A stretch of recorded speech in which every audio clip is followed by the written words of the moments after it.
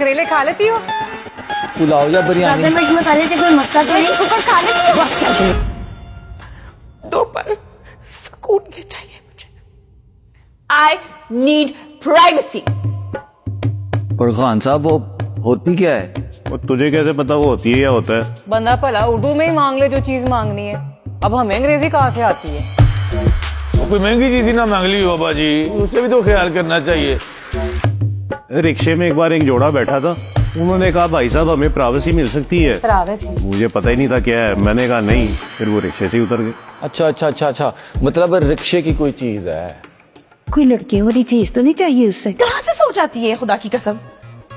औरतें चांद पे चली गई हैं, यहाँ पे जहन से ही नहीं निकला जा रहा।